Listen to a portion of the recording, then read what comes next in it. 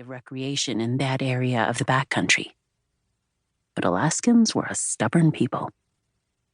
And now Bre's niece, Addie, was the latest person whose life may have been lost because the PD couldn't track down enough evidence to identify this person. No one should be walking around here alone, not with a serial killer loose. A serial killer who might have my niece. She faced her boss head on, not even bothering to keep the anguish from her tone. Speaking the words aloud was almost impossible. Addie could not be dead. As Addie's guardian, she'd promised to keep Addie safe, give her the life Bre and Ben hadn't had. The ache in her chest intensified enough that she almost wanted to call on a god she hadn't bothered in years. Hadn't she learned young enough how much good crying out to him did? As she'd watched the sirens flash the day the police had taken her mom away and hauled her and her older brother to a stranger's house. Once again, the chief didn't speak, but Bre knew what he was thinking. She'd seen the post-mortem reports of the women who had died already, at least the ones they knew about. Most had died within hours of their disappearances. The killer appeared to just materialize, take a victim off the trail, and murder her. The body didn't tend to be well hidden, buried in a shallow grave that too often was disturbed by bears or other animals. But the pass was so remote and untraveled that it was still sometimes years before a victim was found. Maybe if the public knew how brutally these women had been killed, it would be enough to keep people out of the area. But more than likely not. There wasn't a predictable timeline between victims. Sometimes he waited over a year. Sometimes women were murdered within a few months of each other. In the 5 years since they'd had their first victim, 4 women had been killed. Addie might be the 5th. Addie should have known better than to hike in the pass alone. Bre wasn't one of those who'd advocated for trying to close the pass completely.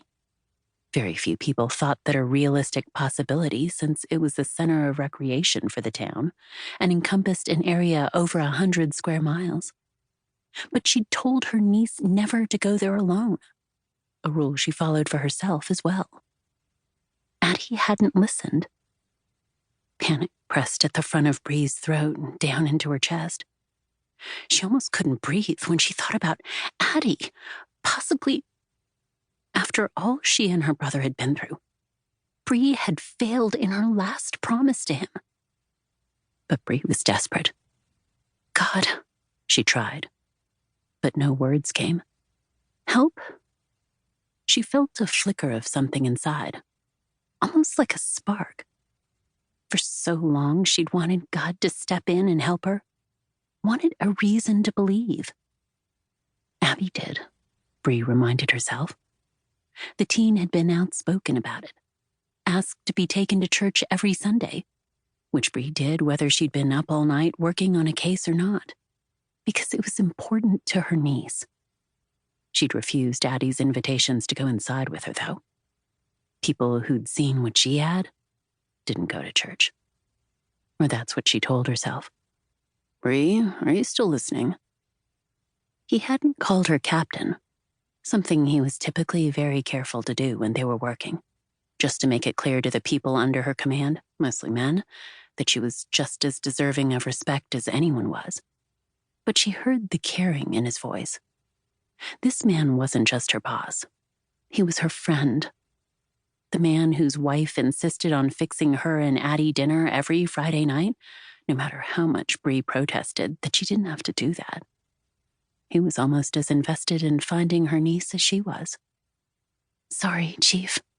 She blew out a breath, looked out across the brilliant green of the pass. The snow had been late melting this year, but it had melted faster than usual, and spring and summer had come in a rush of color so vibrant that it almost hurt her eyes. It certainly hurt her heart. The world around them was so alive, and Addie... We have to scale back the search. We can't keep going like this. Then, like I said, put us in smaller groups to search.